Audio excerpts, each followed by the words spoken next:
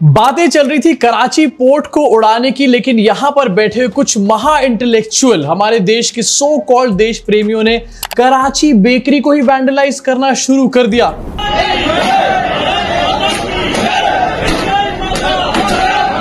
अरे उसका नाम कराची बेकरी है, वो कराची के अंदर नहीं है, वो हैदराबाद के अंदर है। अस्सलाम वालेकुम नाजरीन, जैसा कि आपने हाईलाइट में देखा, हम इस वीडियो कुछ सेकंड के बाद आपके साथ शेयर करते हैं।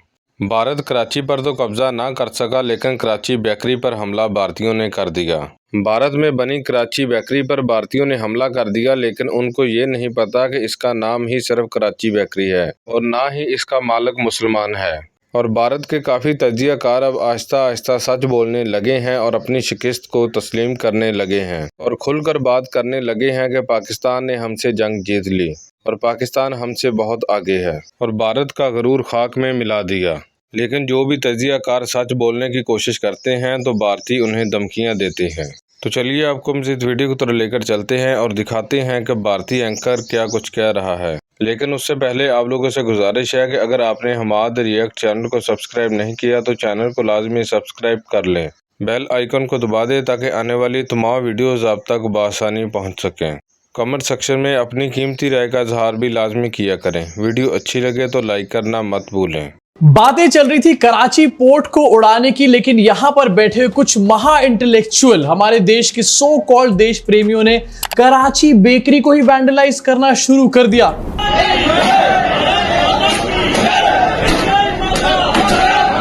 अरे उसका नाम कराची बेकरी है, वो कराची के अंदर नहीं है, वो हैदराबाद के अंदर है।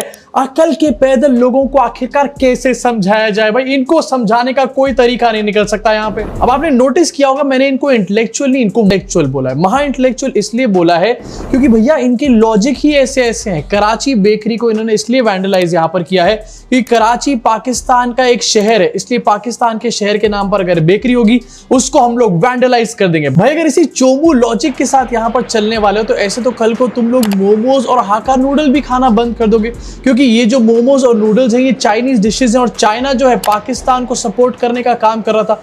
खुलेआम चाइना ने कह दिया था कि हम पाकिस्तान के साथ खड़े हैं। अब वैसे सपोर्ट की बात तो ना ही करें तो बेटर है, क्योंकि सपोर्ट से याद आता है इस पूरे वॉर लाइक सिचुएशन में जिनको हम अपना अच्छे अच्छे फ्रेंड्स मान रहे थे, मोदी जी कह रहे थे कि वो उनके बहुत अच्छे दोस्त हैं, उनमें से किसी ने भी इंडिया को खुलेआम सपोर्ट करने का काम नहीं करा। छोड़ दो ये सारी सपोर्ट की बातें, अमेरिका ने तो खुद IMF के थ्रू पाकिस्तान को फंडिंग करने का काम किया। यस, ये जो पूरी सिचुएशन चल रही थी उसके बीच में $1 बिलियन की जो फंडिंग मिली थी पाकिस्तान को IMF से, उसमें एक बड़ा रोल अमेरिका का था यहां पर। और ये मैं इसलिए कह सकता हूं क्योंकि IMF के अंदर जो अमेरिका की वोटिंग पावर है वो 16.5% के आसपास है और अमेरिका ही IMF का सबसे बड़ा कंट्रीब्यूटर भी है यहां पर। मतलब कहां हम लोग डोनाल्ड ट्रंप के मंदिर बना करके बैठे हुए हैं, पूजाएं कर रहे हैं, डोनाल्ड ट्रंप का वेट कर रहे हैं, उनकी ओथ टेकिंग सेरेमनी ऐसे सेलिब्रेट कर रहे हैं जैसे कि पता नहीं वो हमारे देश के प्रधानमंत्री बन गए हो। दूसरी तरफ वो पाकिस्तान को फंड्स देने का काम कर रहे थे। अब देखो सीज फायर तो यहां पर हो चुका है इंडिया पाकिस्तान के बीच में, लेकिन इस सीज फायर के साथ मेरा एक सवाल यहां पर मैं पूछना चाहता हूं देश के कुछ महान इंटेलेक्चुअल लोगों से कि भैया जब तक देश के कुछ लोग से नो टू वॉर की बातें कर रहे थे तब तक तुम उन लोगों को बहुत गालियां दे रहे थे, लेकिन जब सेम बात यहां पर डोनाल्ड ट्रंप ने बोली तो उनको ये बोलने लगे कि भैया मास्टर स्ट्रोक मार दिया इन्होंने। सीज फायर होते ही हमारे को इंफॉर्मेशन किसने दी? इंडियन गवर्नमेंट ने नहीं दी, हमारे देश की मीडिया ने नहीं दी, बल्कि डोनाल्ड ट्रंप के ट्विटर हैंडल से हमारे को पता चल रहा है कि भैया इंडिया पाकिस्तान के बीच में सीज फायर हो चुका है। मतलब ये लास्ट पर्सन होना चाहिए था जो कि हमारे को ये इंफॉर्मेशन देता, लेकिन इसी बंदे से हमारे को प्राइमरीली ये इंफॉर्मेशन मिली।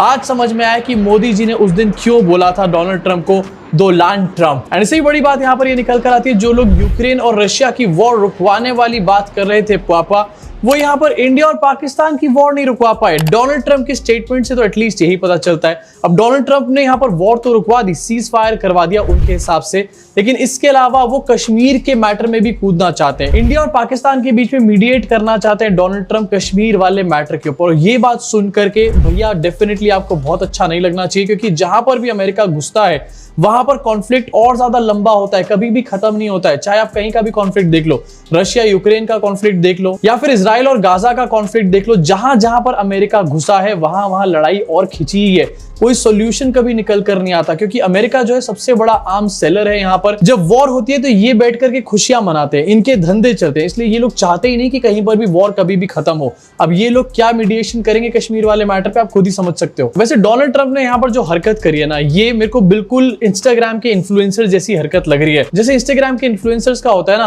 कि जब रेलेवेंस नहीं मिल रहा, व्यूज नहीं आ रहे, तो किसी और की लड़ाई में घुस गए। यहाँ पर एलवीश यादव के व्यूज नहीं आ रहे, वो रजत दलाल की लड़ाई में घुस गया, किसी फलाने की व्यूज नहीं आ रहे, किसी ढिमकाने की लड़ाई में घुस गया। उसी तरीके से डोनाल्ड ट्रंप भी यहाँ पर इंस्टाग्राम इन्फ्लुएंसर बने पड़े हैं भैया, दूसरों की लड़ाई में घुस रहे सिर्फ रेलेवेंस गेन करने के लिए। ओथ लेने के बाद थोड़े दिन तो इनके बारे में बातचीत हुई, लेकिन रिसेंटली इनको कुत्ता भी यहाँ पर नहीं पूछा था, इसलिए रेलेवेंस लेने के लिए यहाँ पर पहुंच गए। अब जब डोनाल्ड ट्रंप ने सीज फायर यहाँ पर करा ही दिया और घुसने की बातें करी दी, उसके बाद मेल्टडाउन तो यहाँ पर डेफिनेटली होना ही था, क्योंकि कुछ लोग ये कह रहे थे कि होनी चाहिए वॉर, होनी चाहिए। उन लोगों का तगड़ा मेल्टडाउन निकल करके सामने आया। बहुत ज्यादा तो बोल नहीं सकते थे, लेकिन दबी जबान में काफी कुछ बोला है डोनाल्ड ट्रंप को। सबसे पहले आपको दिखाना चाहता हूं मेल्टडाउन नंबर 1 आपकी स्क्रीन के ऊपर, अर्नब गोस्वामी। मैं वीडियो नहीं दिखाऊंगा बिकॉज कॉपीराइट से हमारे को बहुत ज्यादा प्यार है, इसलिए हम वीडियो नहीं दिखा सकते। लेकिन इस शो में अर्नब गोस्वामी ने प्राइम टाइम पर यह बात बोली कि ये डोनाल्ड ट्रंप का कोई बिजनेस ही नहीं है, ओवर स्टेपिंग कर रहा है डोनाल्ड ट्रंप, उसको कुछ पता ही नहीं है यार कश्मीर के बारे में, फालतू में घुसा चला आ रहा है। दुनिया जहान की गालियां डोनाल्ड ट्रंप को यहां पर दी गई, लेकिन यह भी कहा गया कि विद ऑल ड्यू रिस्पेक्ट, मतलब इनकी बुरी तरीके से फटी हुई थी, ये भी साफ समझ में आ रहा है, लेकिन गालियां भी डोनाल्ड ट्रंप को देनी है, क्योंकि टीआरपीस भी तो चाहिए। अब अर्नब गोस्वामी का ये मेल्टडाउन तो निकलकर सामने आ गया, लेकिन अभी के लिए आपको बताना चाहता हूं कि ये जो मेल्टडाउन था, इसकी वीडियो हर जगह से इन्होंने डिलीट कर दी है, अपने सारे सोशल मीडिया हैंडल से डिलीट कर दी है, ऑफ एयर कर दिया पूरी तरीके से इस वाले वीडियो को। अब इसके ऑर्डर्स किसने यहां पर दिए होंगे बताओ, जरा कमेंट सेक्शन में बता दो, मैं अपना यहां पर नाम लेके टाइम वेस्ट नहीं कर रहा। मेल्टडाउन नंबर 2 ये देखो अपनी स्क्रीन के ऊपर, डोनाल्ड ट्रंप ने जो बात बोली इमीडिएट सीज फायर की, इसके नीचे मिस्टर सेना एक ट्वीट कर रहा है, Pakistan will not hold the fire for more than a few hours. एक और ट्वीट करके लिख रहा है, Pakistani attacks have already started, not even 4 hours. Lol, मतलब मैं इसको मेल्टडाउन भी नहीं कहना चाहूंगा, ये मेरे हिसाब से पागलपन है, बिल्कुल पागलपन है।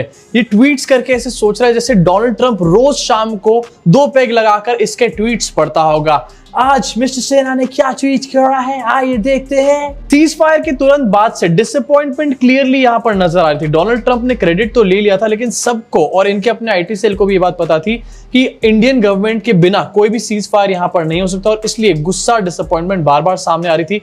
और ये डिसअपॉइंटमेंट मैं आपको दिखाना भी चाहता हूं। द जयपुर डायलॉग्स का एक ट्वीट है, people seem to be very disappointed with what has happened last night, don't forget no other nation has struck a nuclear enabled nation. अब एकदम से पाकिस्तान देश था वो न्यूक्लियर एनेबल्ड नेशन हो चुका है। भाई मतलब मैं समझ गया कि तुम्हारे को बचाना है यहाँ पर पुआ को, लेकिन पुआ को बचाने के लिए कुछ भी तो यहाँ पर बकलोली नहीं पेल सकते ना। इसके अलावा इसको देखो, dear right wing, I understand your disappointment but tell me what was the last time over 100 terrorist were killed in a single operation. इनके अपने लोग इनफैक्ट ये खुद यहाँ पर डिसअपॉइंटेड बैठे हुए थे, लेकिन पुआ को तो बचाना है ना पुआ। अब इनका यहाँ पर स्टेजेस में चला, पहले तो ये लोग पूरी तरीके से डिनाइल में चले गए कि ऐसा हो नहीं सकता, पाकिस्तान तो ये पाकिस्तान तो वो। उसके बाद इन्होंने यहाँ पर एक्सेप्टेंस दिखाई और साथ में इनका एंगर भी सामने आया, लेकिन इसी के बीच में दूसरी तरफ कुछ और कवर अप भी चल रहा था, टूल किट चलाया जा रहा था यहाँ पर भाई साहब। यस, कवर अप करने के लिए टूल किट आपकी स्क्रीन के ऊपर, big just in government sources, this pause is an understanding, it isn't an agreement. And same चीज आपको कई अकाउंट से यहाँ पर देखने को मिल जाएगी, टूल किट चलाया जा रहा है। अबे भाई देश की बात कर लो पहले, किसी नेता की बात बाद में कर लेना, उसका कवर अप बाद में कर लेना यहाँ पे। इनफैक्ट कुछ लोगों ने तो इसमें से देश के लोगों को ही क्रिटिसाइज करना शुरू कर दिया। क्यों? क्योंकि वो डिसअपॉइंटेड थे। क्यों? क्योंकि मोदी जी आगे नहीं बढ़े थे इस कदम के साथ जो उन्होंने स्टार्ट किया था। आपकी स्क्रीन के ऊपर, Indians are behaving like topper girls who get upset over scoring 98 out of 100. Pakistanis are behaving like backbenchers who are just happy to pass with grace marks with the help of tuition teacher. पहली बात तो भैया पाकिस्तान को पास कहां से करा जा रहा है, ये यही लोग बोल रहे हैं, कोई और नहीं बोल रहा है। ये है इनकी देशभक्ति। दूसरी चीज ये कह रहे हैं कि भैया आप डिसअपॉइंटेड क्यों हो रहे हो, अगर आप डिसअपॉइंटेड हो रहे हो तो आप उसी तरीके से एक्ट करो जिस तरीके से कोई टॉपर गर्ल एक्ट करती है यहाँ पर, जिसके 100 में से 98 आ जाते हैं। आपको इस तरीके से एक्ट नहीं करना चाहिए। मतलब बजाय इसके कि एक बार वहां से सवाल पूछ ले, ये दुनिया जहान को यहाँ पर क्रिटिसाइज करे चले जा रहे हैं। तालियां हो जाए भैया इनकी देशभक्ति के लिए। मुझे तो समझ में नहीं आ रहा, मैं जा रहा हूं यहाँ से। अब देखो, अगर आपको लग रहा है कि आपने सारा मेल्टडाउन देख लिया तो कुछ भी नहीं देखा अभी आपने।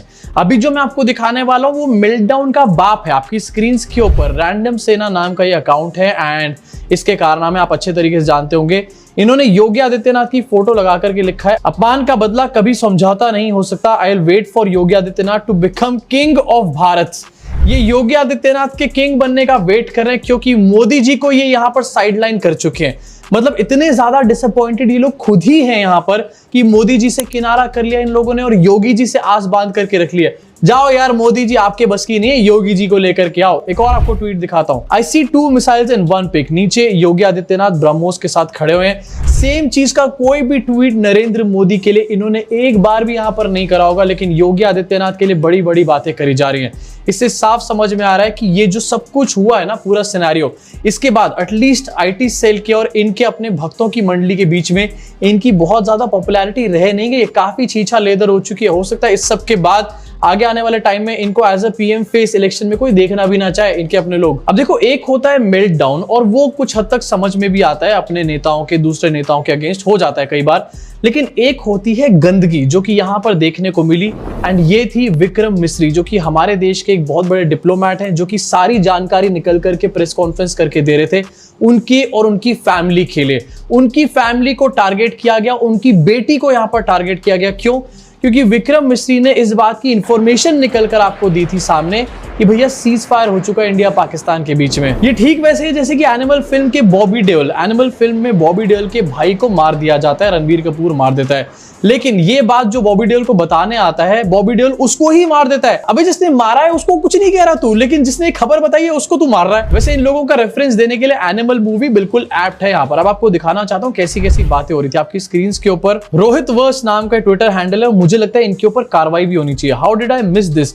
Daughter of foreign secretary of India Vikram Misri openly providing legal assistance to Rohingyas. I repeat, each and every bureaucrat in India is compromised, absolutely shameful and pathetic. Each and every bureaucrat के ऊपर ये सवाल उठा रहा है बंदा।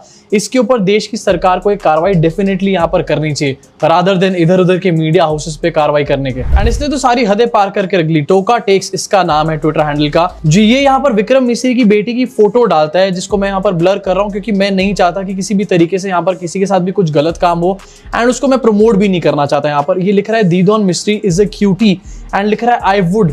कितनी घटिया बात है किसी की बेटी के लिए। क्यों इस तरीके की हरकत है? क्योंकि वो डिप्लोमेट बाहर निकल के आपको सीज फायर की इंफॉर्मेशन दे रहा है, जानकारी दे रहा है। अबे अकल के कोलू। इसी टोका टेके ने एक और ट्वीट यहां पर किया जिसको कि मैं पढ़कर सुनाना भी नहीं चाहता, ये अपने आप में इतना ज्यादा घटिया और अश्लील है। और फिर ये लोग बाहर निकल के अपने आप को संस्कारी कहते हैं, हमारे भारतीय संस्कार, देश के संस्कार। ये हमारे देश के संस्कार, ये हमारे संस्कारों के नाम पर सबसे बड़ा कलंक है। बेटा तुम सरकार की बात क्या करो, संस्कार की बात करना तुम्हारे और तुम्हारे बापों के बस की नहीं है यहाँ पे। अब देखो, विक्रम मिस्री की बेटी की फोटो मैं यहाँ नहीं दिखाना चाहता, लेकिन इस टोका टेक्स की फोटो मैं आपको यहाँ पर दिखाना चाहता हूँ। सोशल मीडिया के हवाले से फोटो काफी ज्यादा इस टाइम पर ट्रेंड भी कर रही है।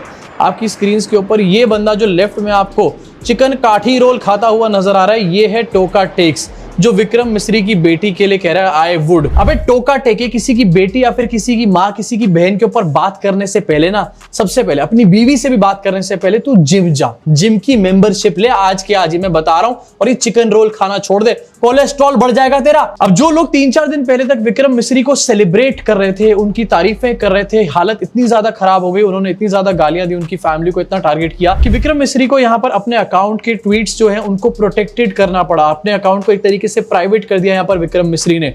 ये है हमारे देश के सो कॉल्ड देशभक्त, जो 2 दिन पहले एक बंदे को सेलिब्रेट करते हैं और उसके बाद जब वो बंदा सिर्फ इंफॉर्मेशन देता है कि सीज फायर हो गया है, ऊपर से ऑर्डर आया, तो उसके बाद उसको गालियां देने का काम करते हैं। हाँ, वैसे वॉर लाइक सिचुएशन खत्म हो चुकी है और इसकी आफ्टर मैथ यहाँ पर शुरू हो चुकी है। सबसे पहली आफ्टर मैथ तो ये है कि पॉलिटिक्स शुरू हो चुकी है भाई साहब इस पे। यस, आपको दिखाना चाहूंगा आपकी स्क्रीन के ऊपर बीजेपी का ट्वीट है, और ये नहीं, अनेकों ट्वीट बीजेपी ने यहां पर कर दिए हैं 1-2 दिन के अंदर, जहां पर वो यूपीए को बार बार टारगेट करती हुई नजर आ रही है, यूपीए सरकार को। Unlike the UPA regime's passivity, new India has no patience for futile peace talks. Futile peace talks के लिए कोई पेशेंस नहीं है, लेकिन हमारे ट्रम्प चाचा आउट ऑफ सिलेबस यहां पर आ चुके हैं। हाँ, आपकी बात मान लेंगे हम। इसके अलावा मीडिया क्या कह रही है ये भी आपको दिखाना चाहता हूं। रियल इंटेंशन सामने आ चुकी है। आज तक ये कह रहा है ऑपरेशन सिंदूर देश ने देखा सिर्फ आज तक पर, यूट्यूब पर सबसे ज्यादा पीक कॉन्करेंट यूजर्स के साथ सबसे आगे।